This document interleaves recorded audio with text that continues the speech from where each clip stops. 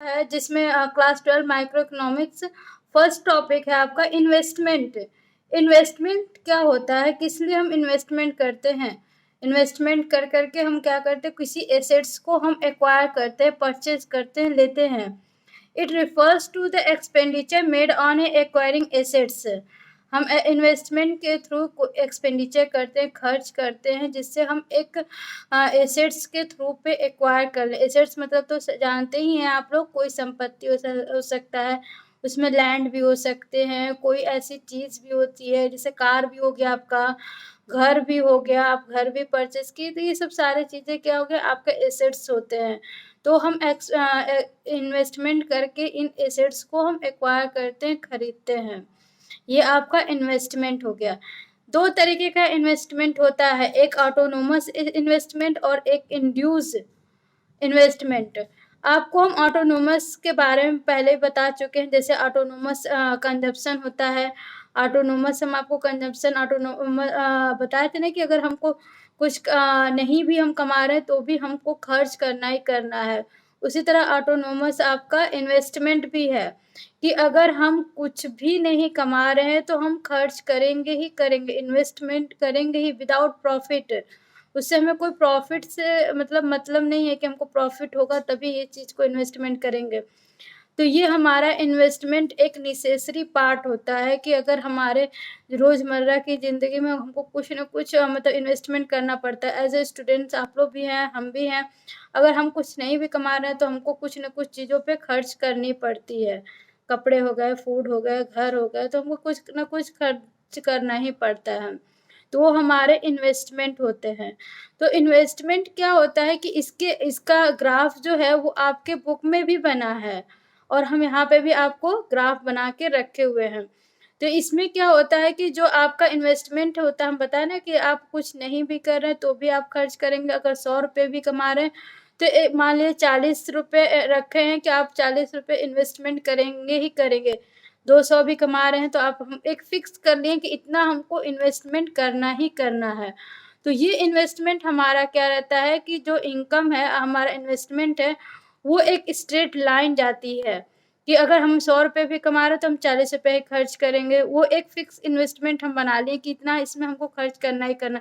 200 भी कमा रहे हैं तो 40 ही कर रहे हैं, 300 भी कमा रहे हैं आप तो 40 ही रुपये कर। तो ये एक स्ट्रेट लाइन आपकी जाती है इनकम से कि आपका इनकम कितना भी रहेगा, लेकिन आपने एक फिक्स कर लिया कि इतना इन्वेस्टमेंट हम करेंगे ही करेंगे।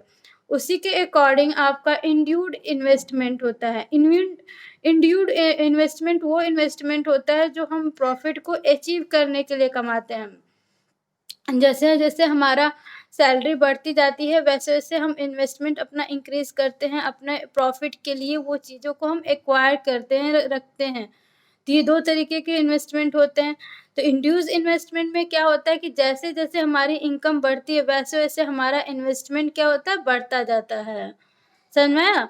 अब आपके पास 200 है तो मान लीजिए 100 है तो आपने 40 खर्च किया, 200 है तो 160 खर्च किया, 300 है तो आपने 240, ऐसे ही मतलब आपका इन्वेस्टमेंट बढ़ता जाएगा। जैसे-जैसे आपकी इनकम बढ़ेगी वैसे-वैसे आप क्या करेंगे, इन्वेस्टमेंट बढ़ते जाती है। देखते हैं लिविंग स्टैंडर्ड सबका देखते नहीं, जो लोअर लोग हैं तो उनकी जैसी इनकम होती है उसी के अकॉर्डिंग वो लोग क्या करते हैं, खर्च करते हैं। मिडिल लोग होते हैं जैसा उनको मतलब सैलरी या उनकी इनकम होती है उसके अकॉर्डिंग वो खर्च करते हैं, और हाई लिविंग स्टैंडर्ड के लोगों को आप भी देखते होंगे तो उनकी इनकम ज़्यादा होती है तो वो उस अकॉर्डिंग क्या करते हैं, खर्च करते हैं। तो यही आपका इंड्यूड इनकम है, सॉरी इंड्यूड इन्वेस्टमेंट है आपका।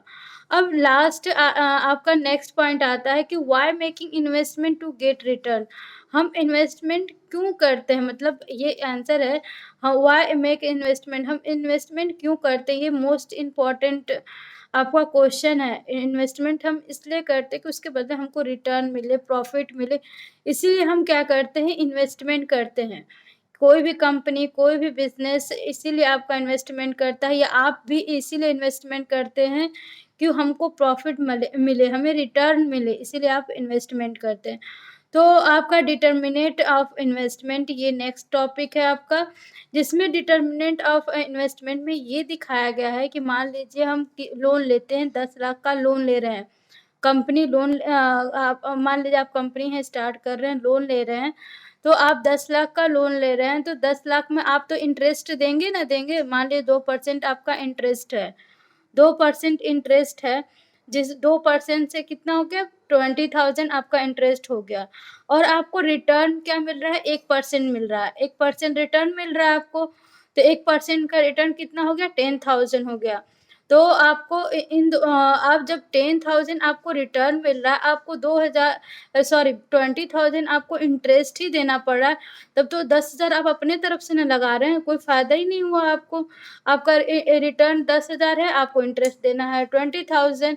तो जो ये 20,000 आपका इंटरेस्ट है, इसी को हम ROI बोलते हैं, रेट ऑफ इन्वेस्टमेंट।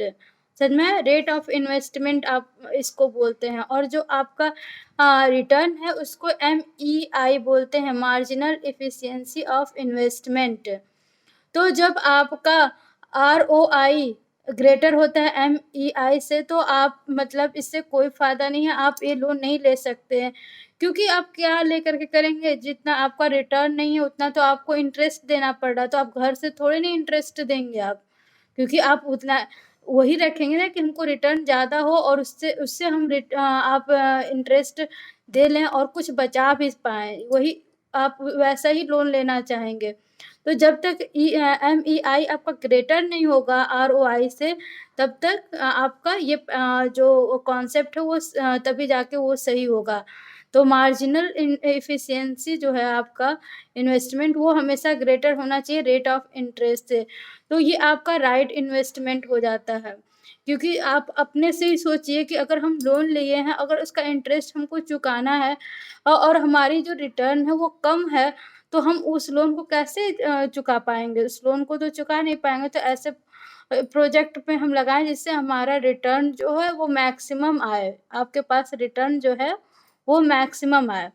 तो ये चीज़ें आपको समझ में आ गई होगी। इसमें डिटर्मिनेंट ऑफ इन्वेस्टमेंट में 2 पॉइंट है, ROI और MEI, ये दोनों इम्पोर्टेंट है, आपको पूछ सकता है, फुल फॉर्म भी पूछ सकता है कि ROI का फुल फॉर्म क्या होता है, रेट ऑफ इन्वेस्टमेंट होता है, और MEI का आपका फुल फॉर्म क्या होता है, मार्जिनल एफिशिएंसी ऑफ इन्वेस्टमेंट।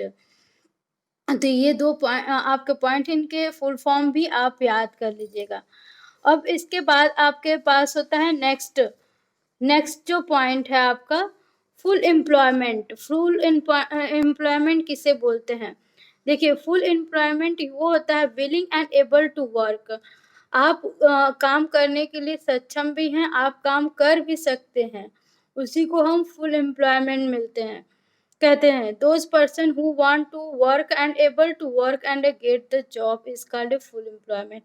ये थोड़ा-सा आपको अपने तरफ से हम डेफिनेशन के तौर पे लिखे हैं, आप अपने से नोट कर लीजिएगा कि वो होता है फुल एम्प्लॉयमेंट जो एबल भी है, वो चाहता है कि हम वर्क कर सकते हैं, उसको वर्क मिल भी जाता है, वो वर्क करता भी है, वो उसको हम फुल एम्प्लॉयमेंट करते हैं। वॉलंटरी अनएम्प्लॉयमेंट, अब ये होता है कि अपनी मतलब हम हैं लेकिन अपनी स्वेच्छा से हम मतलब काम नहीं करना चाह रहे हैं। कुछ लोग होते हैं ना, कहते कि अरे ये छोटा-मोटा हम नहीं काम करेंगे। फिर रोज़गार है लेकिन वो अपनी इच्छा से अनएम्प्लॉयमेंट है, वो काम नहीं करना चाहते हैं। उसी को हम वॉलंटरी अनएम्प्लॉयमेंट भी कहते हैं। Involuntary unemployment, I am want to do work but work is not available for me. मतलब हम चाहते हैं कि हम वो काम करें लेकिन हमको वो काम नहीं मिल रहा है। ये आपका इनवॉलंटरी अनएम्प्लॉयमेंट होता है।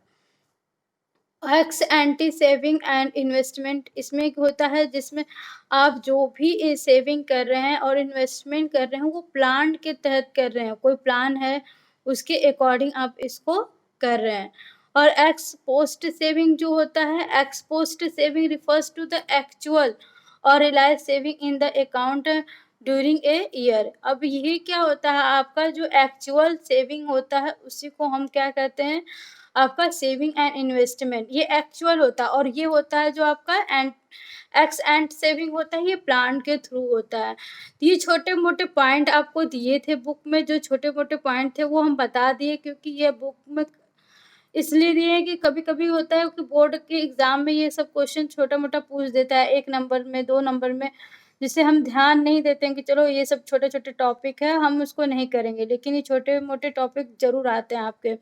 और अब आपको हम ग्राफ भी बता दिए हैं, वैसे ही एकदम सेम आपके बुक में भी ग्राफ है, जो आपका इंड्यूस कर्व का है, और आपका आप बुक में देख सकते हैं कि आपका ये इंड्यूस आपका कर्व का दिया है, और ये आपका दिया है ऑटोनोमस कर्व का। तो ये सभी चीज़ें आपको क्या दिया है, ग्राफ दिया है। आप एग्जाम में जरूर से ग्राफ बनाइएगा, ग्राफ के अकॉर्डिंग आपका नंबर्स बढ़ता है, समझ में आया? और ये सब छोटे मोटे क्वेश्चन आपका खत्म हो गया है, और ये टॉपिक आपका ये पूरा चैप्टर खत्म हो गया है। और अगला आपका चैप्टर रहेगा गवर्नमेंट बजट। हो सकता है 1-2 क्वेश्चन हम इस चैप्टर से रिलेटेड आप लोग को करा देंगे, अगर क्वेश्चन इसमें है तो 1-2 क्वेश्चन हम नेक्स्ट टॉपिक में आप लोग को नेक्स्ट वीडियो में करा देंगे। आप लोग फीडबैक दे दीजिएगा व्हाट्सएप पे कि हाँ मैम क्वेश्चन कराना है, तो हम 1-2 क्वेश्चन करा देंगे आप लोग को, समझ में आया? 1-2 क्वेश्चन का हम वीडियो आप लोग को बना देंगे, आप लोग समझ जाइएगा। फिर उसके बाद नेक्स्ट आपको गवर्नमेंट बजट हम पढ़ा देंगे। ठीक है राहुल, अब खत्म हो गया है ये टॉपिक आप लोग का।